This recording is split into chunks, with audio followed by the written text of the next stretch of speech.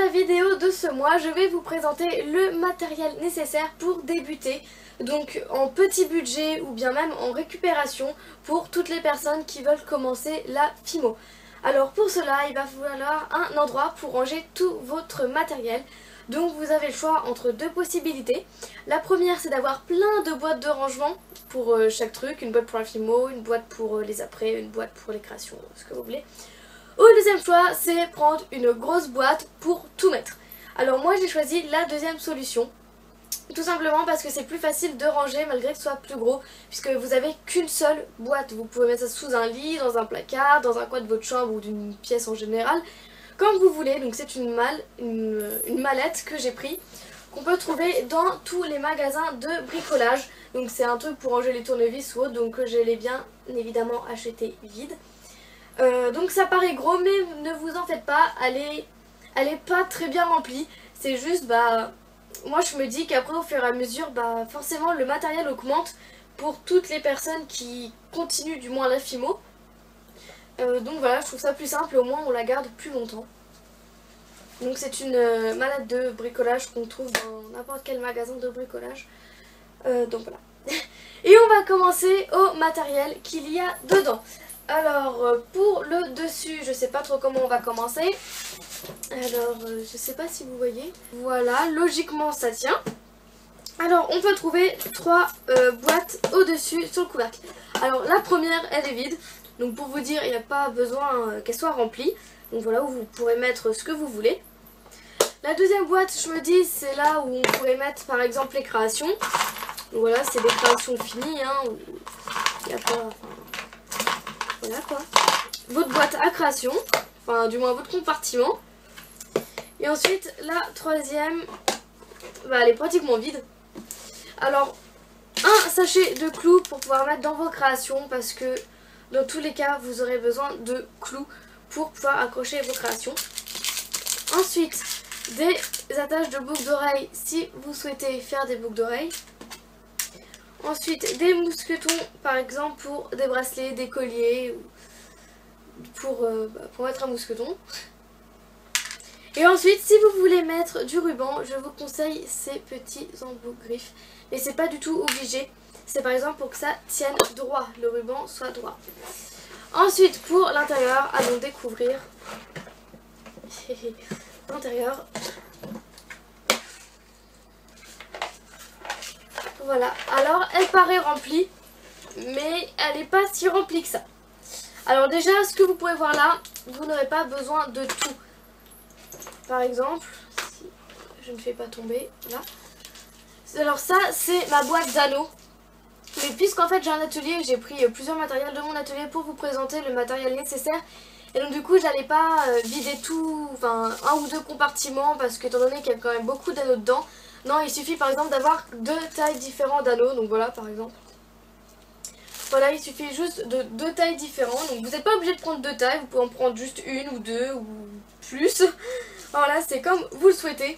Donc ça je mets de côté parce que c'est vraiment un sixième de la boîte qui compte. Donc sinon ça vous fera un compartiment de vide ici. Donc vous voyez, vous pouvez mettre ce que vous voulez. Et donc du coup on va commencer par le plus gros du matériel qui se situe en bas et on va monter au fur et à mesure parce que après c'est plus en détail. Alors tout d'abord avec les anneaux, pour faire du montage vous aurez besoin de pinces. Donc là j'ai trois pinces, une coupante, une à une plate et une à embouron. Voilà, c'est les trois pinces principales qu'on aura besoin. Donc après il n'y a pas besoin d'autres pinces, mais à peu près c'est trois pinces pour commencer, c'est pas mal. Ensuite un rouleau pour essuyer votre matériel, vos mains ou ce que vous voulez. Ensuite vous aurez besoin d'un tube de médicaments pour vous servir comme rouleau pour pouvoir étaler la pâte.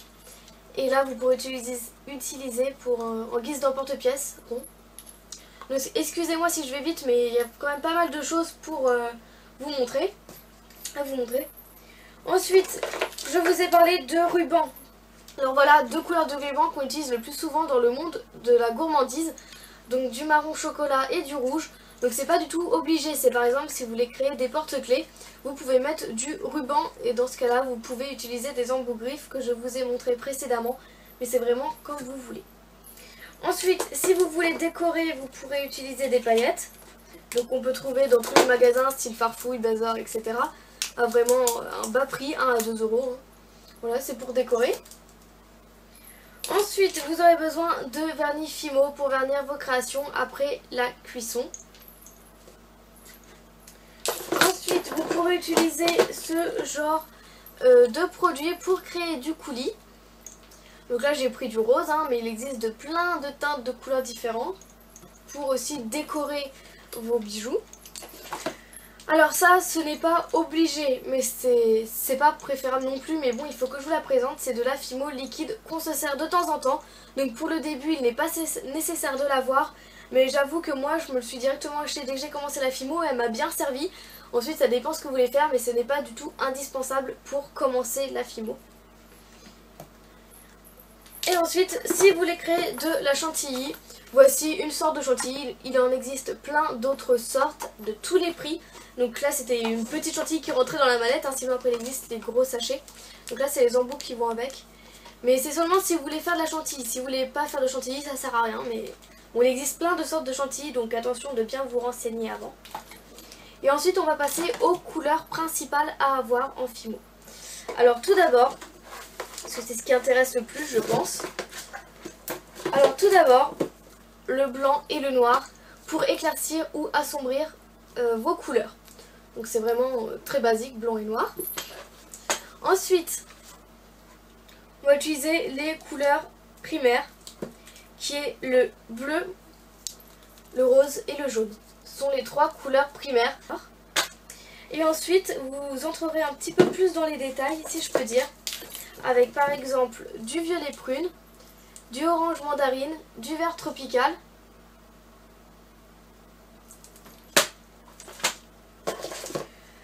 du rouge. Donc voilà, une astuce, il y a un scotch derrière chaque paquet de Fimo qui va vous permettre de les ranger comme ceci. Donc voilà, il y a un scotch, si j'arrive à l'avoir, il est où? Il est là. Donc là, c'est un scotch transparent qui se situe derrière chaque paquet de Fimo. Et ça vous permet de rabattre le côté et ensuite de refermer. Voilà, ça se situe là. Vous pourrez le sentir à ce niveau-là. Puisque nous sommes dans le domaine de la gourmandise, il va vous falloir 4 autres couleurs qui sont le chocolat, le caramel, l'ocre et le classique. Et le champagne, pardon, qui sont en classique. Ces deux-là sont en classique et sinon toutes les autres pâtes sont en soft. Donc voilà, pour le monde de la gourmandise, vous aurez besoin de ces couleurs-là. Sinon, pour tous les domaines, voici les couleurs principales à avoir. Et ensuite, attention à bien garder un sachet avec tous vos restes de pâte. Parce que si par exemple, si vous ratez une création et que vous ne voulez pas la faire cuire, vous mettez votre création ratée dans un sachet. Puis elle va nous servir à récupérer de la Fimo. Donc pour économiser. Ensuite, on passe à l'étage du dessus. Et on va remarquer le matériel de texture. Alors, on pourra trouver un couteau, un cutter, un scalpel. Donc je pense qu'on a tous ça chez nous, ou du moins un couteau. Ensuite, on va pouvoir utiliser une boulette d'aluminium pour texturer. Ensuite, des pailles pour faire par exemple des effets croqués. Ensuite, une brosse à dents, un pinceau. Un marqueur, donc là c'est par exemple un marqueur pour s'aider, voilà, pour écrire, hein. Si jamais par exemple on veut faire des dessins. Ensuite une pince à épiler exprès pour la Fimo, par exemple pour les petits détails. Ensuite des petits bâtons d'esquimaux. Des petits bâtons de sucette. Là ce sont des étiquettes que j'ai imprimées de Starbucks et de Nutella. Voilà, c'est si jamais on veut faire des petits pots de pâte à tartiner et des Starbucks. Et ensuite de la colle, donc moi personnellement j'utilise celle-ci par exemple pour les bagues ou bien pour coller les clous après la cuisson. Ensuite on va pouvoir récupérer des papiers de bonbons, par exemple là ce sont des carambars, là ce sont des petits chocolats, vous savez bien de quoi je parle. Voilà, pour faire des créations. Et un sachet de cure-dent par exemple pour faire des lollipops ou autre, ou bien pour texturer. Ensuite dans l'autre compartiment, ça sera les moules et les emporte-pièces principaux. Donc par exemple, on aura toujours besoin d'un porte-pièce rond qui vient de tomber.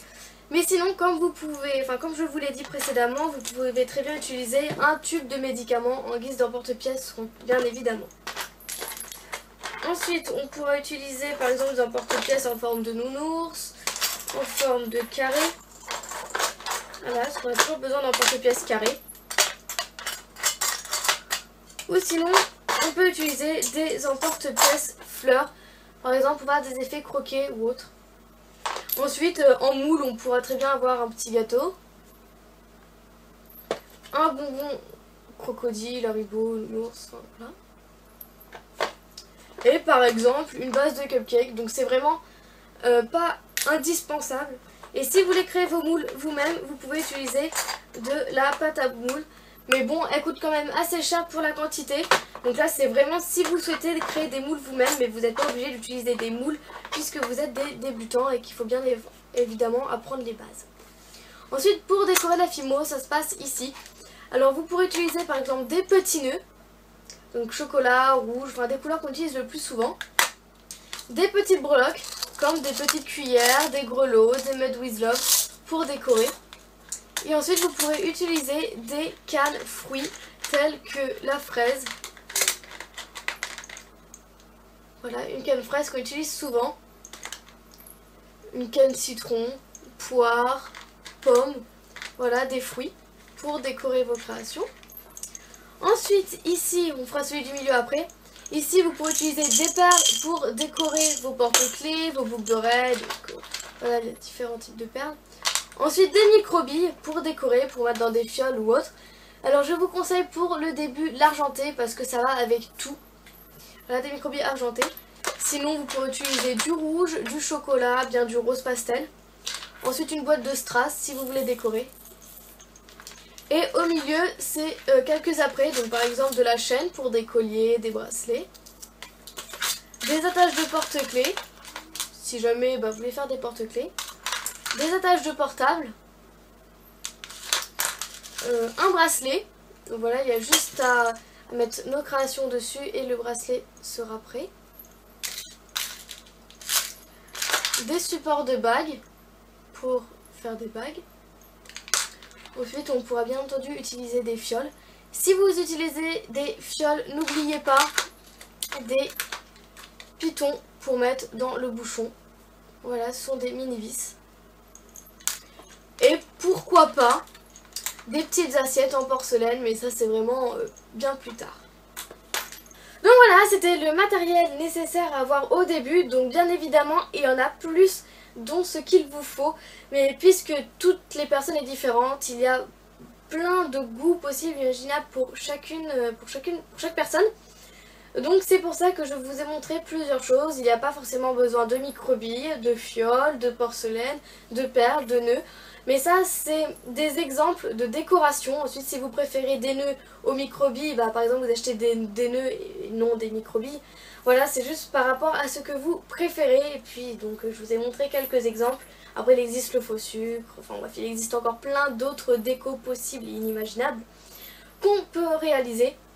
Donc voilà, c'est vraiment pour le super débutant si je peux dire. Par exemple le troisième plateau c'était pour la décoration, donc si vous débutez vous n'allez pas faire des trucs de ouf dès le départ. Donc c'est vraiment pour les bases, par exemple aux objets de texture ou par rapport à la pâte. Il n'y a pas forcément besoin de chantilly si vous débutez ou bien de Fimo liquide comme je vous l'ai dit. Mais voilà, c'est du matériel qu'on utilise souvent mais pas forcément pour débuter. Mais moi j'ai directement utilisé pour mes débuts. Donc après ça dépend pour chaque personne. Donc j'espère que cette vidéo vous aura plu, qu'elle n'aura pas été trop longue. Donc voilà, et on se retrouve du coup le mois prochain pour la prochaine vidéo. Salut!